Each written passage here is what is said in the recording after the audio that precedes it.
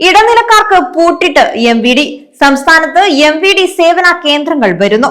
Motor വാഹന വകുപ്പ് സേവനങ്ങൾ കൂടുതൽ ജനകീയമാക്കുന്നതിനും ഇടനിലക്കാരെ ഒഴിവാക്കാനും അംഗീകൃത MVD സേവന കേന്ദ്രങ്ങൾ സ്ഥാപിക്കാൻ ഗതാഗത കമ്മീഷണർ സർക്കാരിന്റെ അനുമതി തേടി.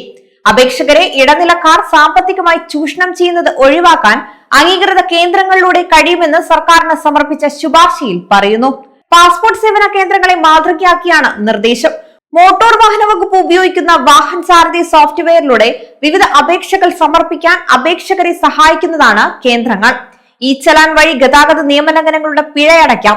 സ്വകാര്യ പങ്കാളിത്തത്തോടെയോ IT മിഷൻ, അക്ഷയ കേന്ദ്രങ്ങളുടെ സഹായത്തോടെയോ ഇവ സ്ഥാപിക്കാം. അപേക്ഷ സമർപ്പിക്കുന്നതിന് ഉൾപ്പെടെ വിവിധ സേവനങ്ങൾക്ക് സർക്കാർ നിരക്ക് നിശ്ചയിക്കും. തിരുവനന്തപുരം, കൊച്ചി, കോഴിക്കോട് നഗരങ്ങളിൽ പരീക്ഷണാടിസ്ഥാനത്തിൽ പദ്ധതി നടപ്പാക്കുമെന്നാണ് നിർദ്ദേശം.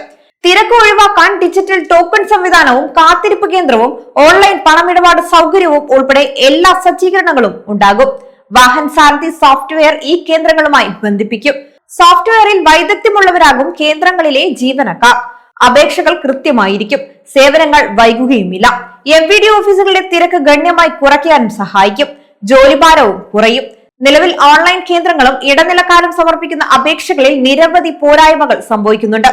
1.90 കോടി വാഹനങ്ങളുള്ള സംസ്ഥാനത്ത് ഏറ്റവും കൂടുതൽ പൊതുജനങ്ങൾ ആശ്രയിക്കുന്ന വകുപ്പാണ് മോട്ടോർ വാഹന വകുപ്പ്.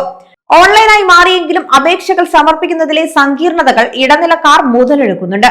വൻ സാമ്പത്തിക ചൂഷണമാണ് ഈ മേഖലയിൽ നടക്കുന്നത്. മോട്ടോർ വാഹന വകുപ്പിലെ ചില ജീവനക്കാരും ഇടനിലക്കാർക്കൊപ്പം നിലകൊള്ളുന്നത് അപേക്ഷകരെ വലയ്ക്കുന്നുണ്ട്. ഇതൊഴിവാക്കാൻ MVD സേവന കേന്ദ്രങ്ങൾ വഴി സാധിക്കുമെന്നാണ് ഗതാഗത കമ്മീഷണർ വ്യക്തമാക്കിയത്.